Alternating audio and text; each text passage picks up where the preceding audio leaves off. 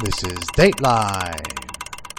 Headline breaking news with a little snarky sauce spread all over.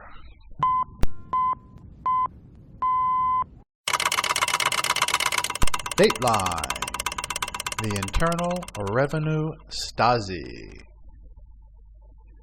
With the felonious actions of the thug branch of the Obama administration well documented, as there is a massive cover-up that makes the Watergate break-in look like jaywalking, there still seems to be no stopping the targeting of conservatives. It's incredible. Even though there has been destroying of evidence, disappearance of a key player, and the center of the controversy taking the fifth twice after asking for immunity from prosecution, the IRS is still strong-arming Obama's enemies as the midterm elections get closer with absolutely no fear of retribution from anyone. Talk about chicken shit. Reported just last week was the targeting of another member of the Obama enemies list.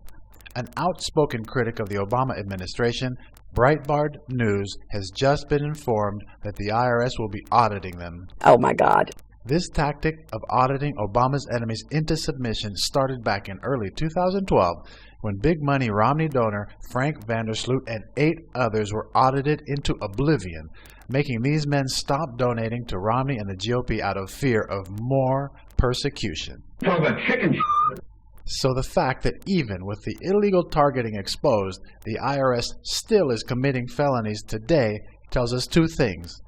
Justice will not be done until Chief Cover-Up Agent Eric Holder is removed at the DOJ, and the other thing is that Republicans in the House Oversight Committee need to pull their heads out.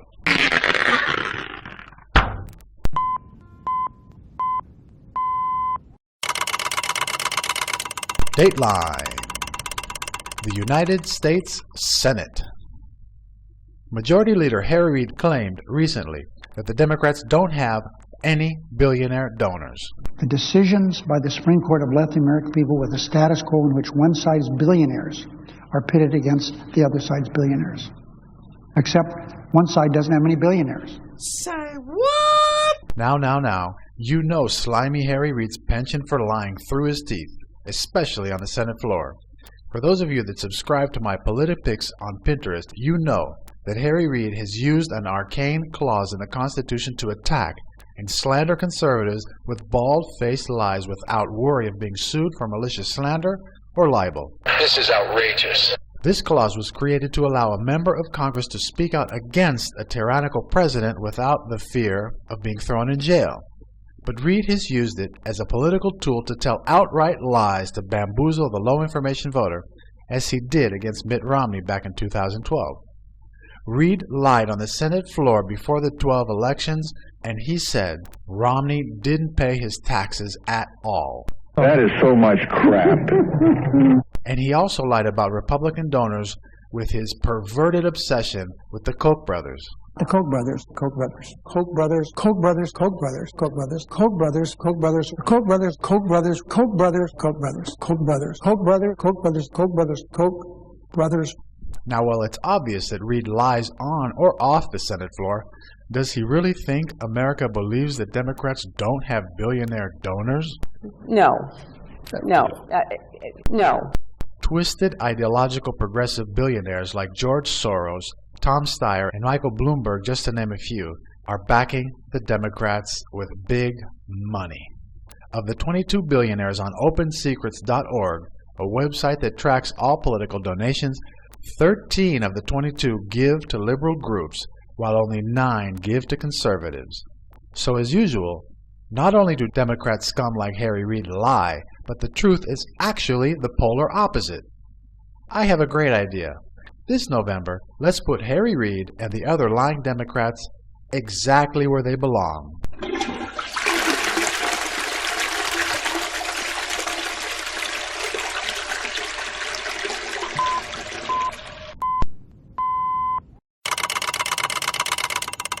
DateLine. Baltimore, Maryland. Now here on DateLine, we don't usually delve into social issues, but the one coming out of the NFL and Baltimore this last week just so happens to have a political correlation that we just might be able to pull together. Wow. Under CFJ's Media Analytics Group, we did a study on what the media has been talking about with the commissioner of the NFL, Roger Goodall, and his supposed cover-up of the Ray Rice video. Wow. Wow. A video that shows Ray Rice punching his then-fiancée, now wife, in the face, knocking her out. You disgust me.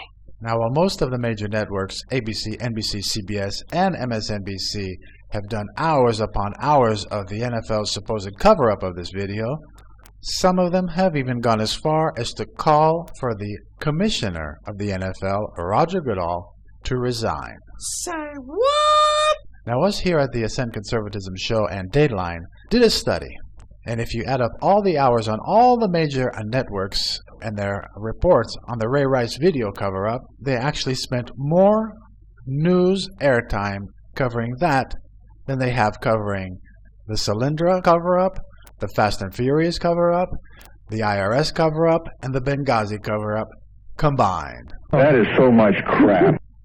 Hey, I just report the numbers. You make the judgment. Okay.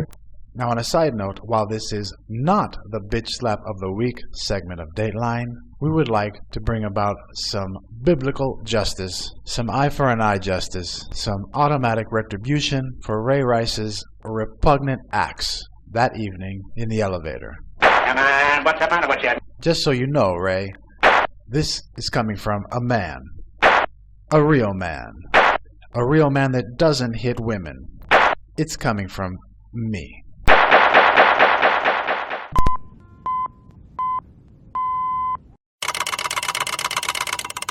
DateLine, Tampa Bay, Florida.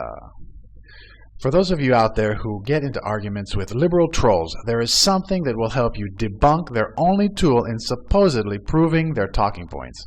The left tried to use a disingenuous site that is run by a progressive newspaper and use the word fact to try to convince people that they are the last word on truth in politics. That's a bunch of malarkey. The Tampa Bay Times PolitiFact is nothing but a shill site for Democrat propaganda. I have been saying for 3 years now that Barack Obama did not end the war in Iraq. By simply reading the full text of the Status of Forces Agreement on Wikipedia, signed by then-President George Bush in 2008, you can see that Bush set the December 2011 withdrawal date for ending the Iraq War. That's the fact, Jack! But when Obama was searching for anything positive to campaign on in 2012 with zero accomplishments, he began lying about fulfilling his promise from 2008 to end the Iraq War.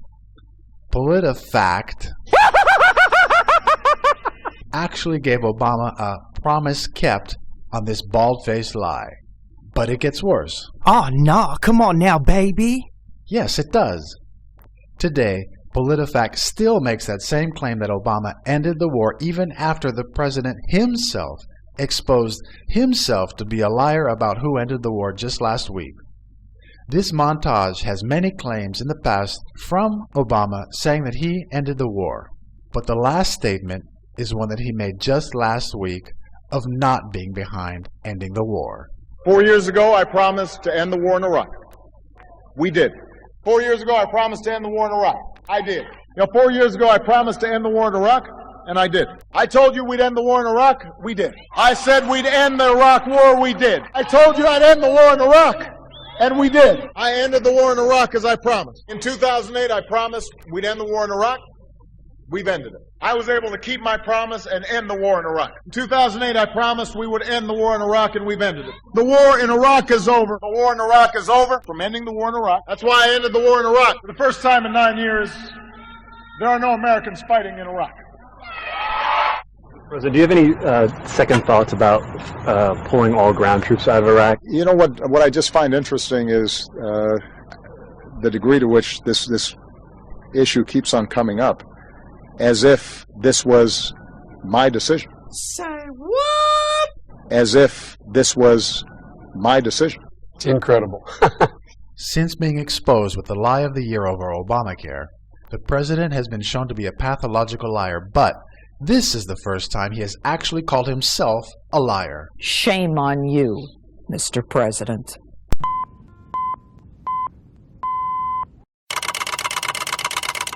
DateLine, Mexico. This portion of DateLine is a snark-free zone. Sergeant Andrew Tamaresi, who actually did serve his country with honor and distinction with 2 tours in Afghanistan and is suffering from PTSD, is still sitting in a jail cell in Tijuana for accidentally making a wrong turn at the border. Andrew's mother, Jill Tamaresi, and former Marine, talk show host, and veterans advocate Montel Williams will be speaking on Capitol Hill in 2 weeks about PTSD and Andrew's plight. California Republican Representative Ed Royce, Chairman of the House Foreign Affairs Committee, and Arizona Republican Representative Matt Salmon, Chairman of the Western Hemisphere Subcommittee, announced Friday that the hearing entitled Sergeant Andrew Tamaresi, Our Marine in Mexican Custody, has been scheduled for October 1st at the Rayburn House Office Building in Washington, D.C. Please contact your local representative to support this hearing, and let's get Twitter trending the hashtag PTSD hearing. And on our other front on the war to bring Andrew home where he belongs and where he can get proper therapy for his PTSD, let's phone blitz the Mexican Embassy in D.C. at 202-728-1600. That's area code 202-728-1600. Let's give the Mexican authorities incentive to pressure the judge to take the latest video evidence and rule in our favor and release our war hero, Sergeant Andrew Tamaresi.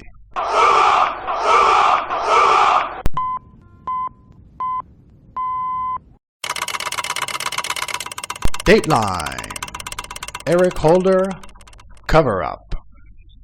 As we continue to report here on the Ascend Conservatism show, the most lawless Attorney General in history was ordered to turn over all the documents on the Operation Fast and Furious that has caused hundreds of deaths on both sides of the Mexican-American border. These are the same documents that Holder and President Obama claimed didn't exist in the first place. These are the same documents that President Obama tried by illegally using an executive privilege to hide. The only people who don't want to disclose the truth are people with something to hide. Since a D.C. judge revoked this administration's pathetic attempt at a cover-up, these sure-to-be damning documents must be released. But, in typical Democrat cover-up style, they are now trying to usurp the law once again. Oh my God! Eric Holder has taken an appeal to an Obama-appointed judge to help them delay the release of the Fast and Furious documents. Surprise, surprise, surprise! Not only did Obama's stooge on the U.S. District Court of the District of Columbia delay the October 1st deadline for the release of the documents, but has ordered that each individual document be debated as to whether it can be withheld or released. Each document. Objection. You bet objection. This is another Democrat cover-up that has dead bodies strewn over the deserts of Mexico and America. This coming from the most transparent administration in history. I wonder what Eric Holder, the only cabinet member in the history of the United States to be held in contempt of Congress, will be doing with this extra time given to him by Obama's judge. I don't know. Let's go live to the Department of Justice to listen to what Holder is doing with the Fast and Furious documents. If you listen closely, you can hear Holder gathering the documents. If you listen very closely.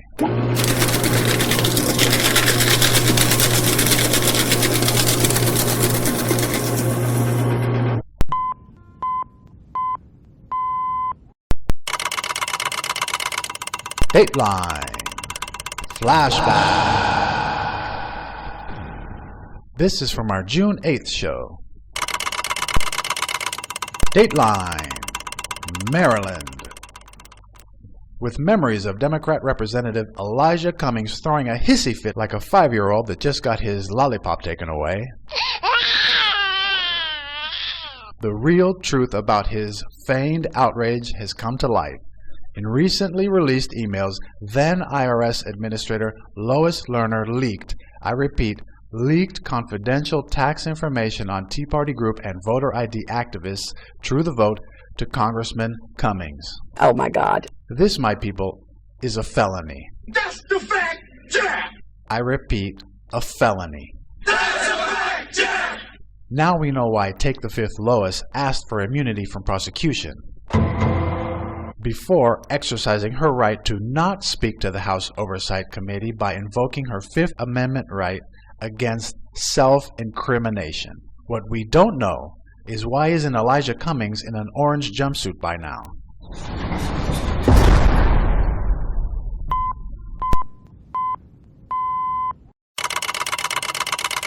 DateLine. Eric Holder, cover-up, redo. As if the Attorney General of the Injustice Department, in cahoots with a partisan hack judge, dragging his feet on uncovering his and President Obama's culpability in the Fast and Furious gun-running debacle isn't enough, he keeps up his Nixonian-style cover-up of the IRS scandal at full throttle.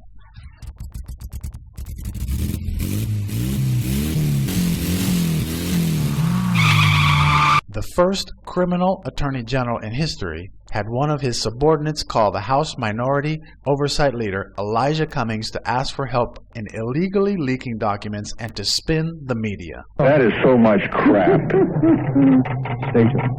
over soon-to-be-released IRS documents. Brian Fallon, who was an aide to New York scumlord Senator Chuck Schumer, and who is now the communications aide to Holder, mistakenly called Republican Oversight Leader Darrell Iss's office, thinking it was Cummings' office, and asking for help in leaking documents to liberal reporters for the purpose of fostering a media spin on documents before Issa and his committee had a chance to release them. You got a problem with that? Yes, I have a problem with that. This administration not only has committed high crimes and misdemeanors, but they continue to commit them, and they are engaged in a cover-up not seen since the artist Christo covered the entire Empire State Building in 2002 with a gift bag. Say what? Christo, he's an artist. What? He covered big things with tarps. What? That was a big cover-up, too. Okay. Anyway, we here at DateLine just hope that this full-throttle approach brings about a just ending to the most lawless AG in history.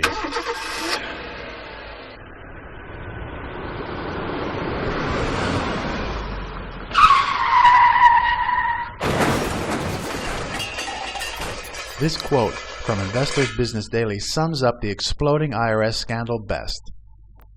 This tangled web of corruption and deceit does not end at the IRS, but weaves its way through the corridors of the Justice Department and the halls of Congress. Unquote.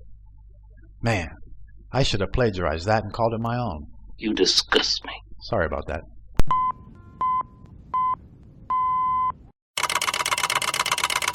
DateLine. The Middle East. As some of you heard, 2 weeks ago, we had to bitch slap, with all due respect, the President of the United States. We had to do it because Mr. Obama had a speech impediment and could not bring himself to say Islamic State when referring to ISIS. ISIL. Come on, what's the matter with you? Unfortunately, Obama, who once said that one of the most beautiful sounds he has ever heard is the Islamic call to prayer,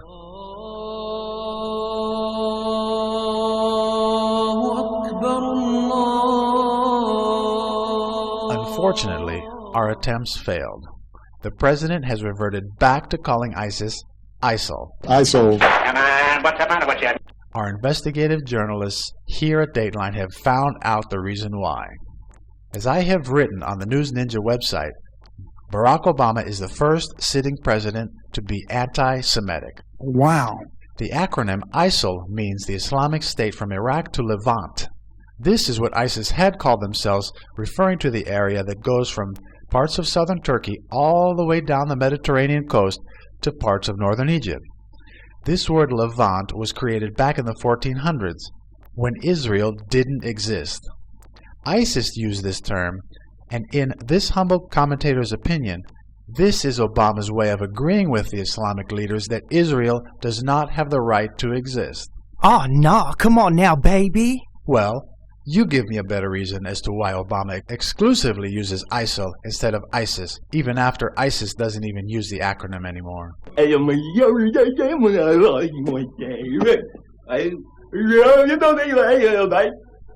Thought so.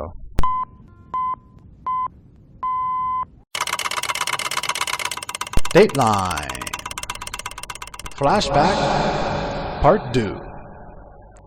This is from the July 14th show. DateLine, the National Organization for Women. As the organization more commonly known by its acronym NOW has always been a militant organization, they just might have gone overboard last week. It has been commonplace in the past for NOW to attack conservative women for disagreeing with their organization's manifesto. You disgust me. No, it's they disgust me. Okay. But they came out with a Dirty 100 list this week that has even its most ardent supporters scratching their heads. On this dirty list is the Little Sisters of the Poor. Oh my God. This little group of nuns is a Roman Catholic religious institution for women. They operate homes for the elderly in 31 countries around the world, and there are 30 homes in the U.S. where the elderly and dying are cared for with dignity. Now that the nuns are fighting the Obamacare contraception mandate in the courts for obvious religious reasons, the so-called Organization for Women have called the Little Sisters of the Poor dirty. This is unconscionable. Not only do the nuns care for thousands of people, a noble cause, but they were actually founded in the 19th century by a real saint, Saint Jean Jougan of France. This latest repugnant attack on a saintly group that cares for people nobody else wants to care for has made NOW even more irrelevant as an advocate for women's rights. May we suggest that NOW change their name to the Bureau of Ideological Tarts and Communist Hussies. You can figure out the new acronym of the Bureau of Ideological Tarts and Communist Hussies, can't you?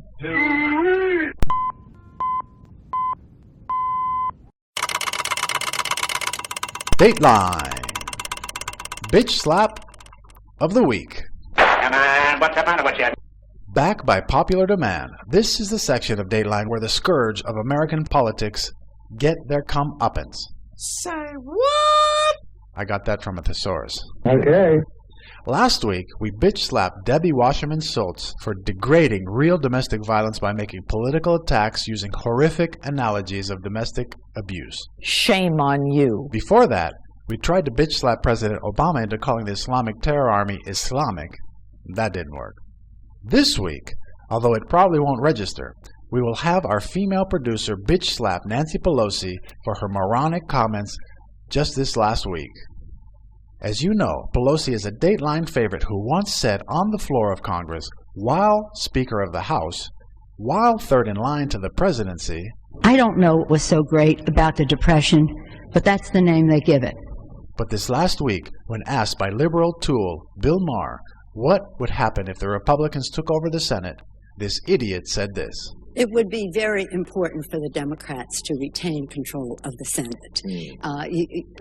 Civilization as we know it today would be in jeopardy. Come on, what's the matter with you? But right after that, she doubled down on her stupidity and completely contradicted herself. Fear is a motivator, and we are not fear-mongers. The Democrats are messengers of hope. Come on, what's the matter with you? So after fear-mongering with a preposterous statement about the end of civilization, come on, what's the matter with you? She then claimed that Democrats don't. Get out of here. What? Yeah. Now I would like to remind Nancy that if the Republicans take the Senate, that means that they will control both houses of the legislative branch. I would like to remind her that the last time the Republicans held both houses, the day they handed the reins over to her and Harry Reid, the unemployment rate was 4.6%, the GDP was 3.5%, and the cost of a gallon of gas was $2.29. Now what is it going to take for this woman to snap out of her self-induced retardation? Ow, not so hard. Maybe just a little more? Nah, not even that's gonna help Dingbat Pelosi. You're a moron.